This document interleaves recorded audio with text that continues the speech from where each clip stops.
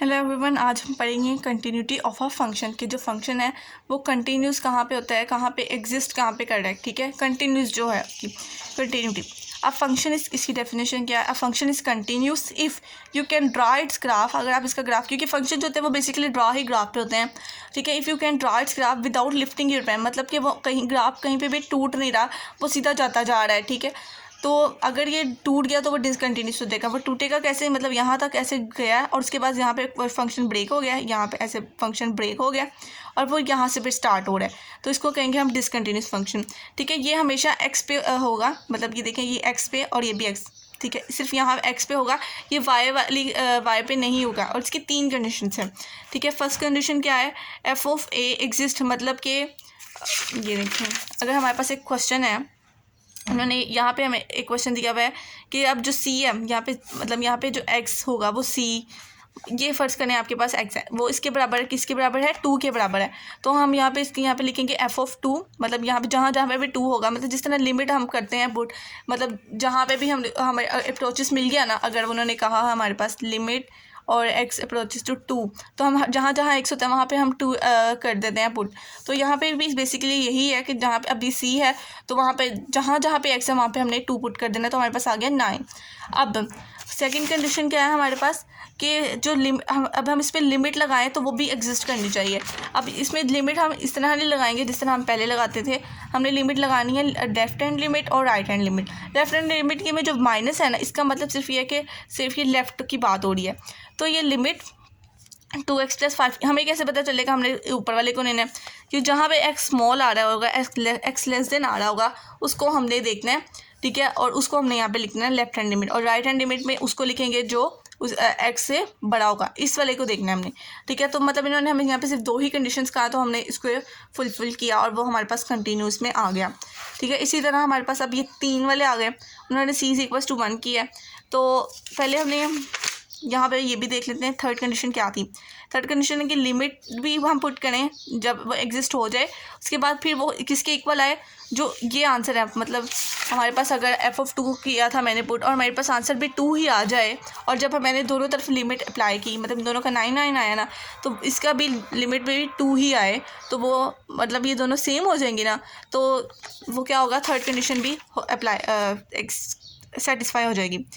ठीक है, अगर इनमें से कोई भी एक कंडीशन फेल होती है तो वो फंक्शन कंटिन्यूस नहीं है, वो फंक्शन क्या है? डिसकंटिन्यूस है। हम इसको सॉल्व क्यों करना है? हम इसको ग्राफ पे भी तो कर सकते हैं, ग्राफ पे हम करने के काबिल नहीं है, वो बहुत ही कॉम्प्लिकेटेड तरीका है।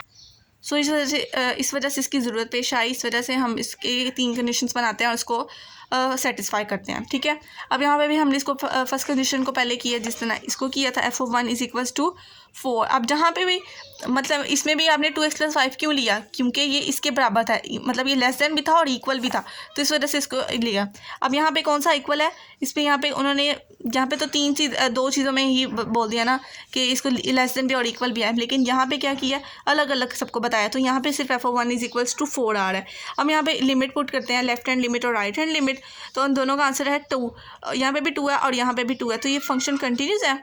नहीं। आप सोच रहे होंगे नहीं, है ना, लेकिन ये ऐसा बिल्कुल भी नहीं है। उन्होंने हमें थर्ड कंडीशन का कहा ही नहीं, हमें उन्होंने सिर्फ 2 कंडीशंस का कहा है। अब यहाँ पे तीनों 9 थे, तो इसके हमें लगा कि ये कंटिन्यूस है। इसका अगर कहा जाए कि थर्ड कंडीशन को भी फुलफिल करो तो फिर होगा ये डिसकंटिन्यूस, अगर ये दोनों सेम नहीं है। लेकिन यहाँ पे इसकी एक अलग है, किसकी, हाँ ठीक है, ये एग्जिस्ट करता है, और ये एक अलग है, यहाँ पे 2 कंडीशन उन्होंने कहा है फुलफिल करें। ठीक है, अब एक और क्वेश्चन है कि मतलब उन्होंने इसमें तो इतने सारे आ गए, ये -2 आ गया, उसके बाद ये आ गया लेस देन x, और ये वो, उसको कैसे करेंगे? अब इसमें है कि यहाँ पे 2 भी है और -2 भी है, यहाँ पे तो सारे सेम थे, ठीक है ना, सेम 1 1 थे। अब यहाँ पे क्या है? 2 भी है और -2 भी है, तो सबसे पहले हम -2 को करें, या 2 को कर लेंगे, उसके बाद हम -2, मतलब 2 को पहले इस सब पे करेंगे अप्लाई, और उसके बाद फिर हम -2 को करेंगे। ठीक है, यहाँ पे लेफ्ट हैंड लिमिट की, राइट हैंड लिमिट की, ये पहले उससे पहले हमने x को, फर्स्ट कंडीशन को एग्जिस्ट किया कि वो एग्जिस्ट होती है। अब यहाँ पे क्या 3, और यहाँ पे भी 3 है, और यहाँ पे भी 3 आ गया। ठीक है, उसके बाद है, मतलब ये कंटिन्यूस हो गई है। उसके बाद नेक्स्ट को देखते हैं, मतलब एक ही सवाल में, मतलब उन्होंने 2 सवाल दे दिए थे हमें।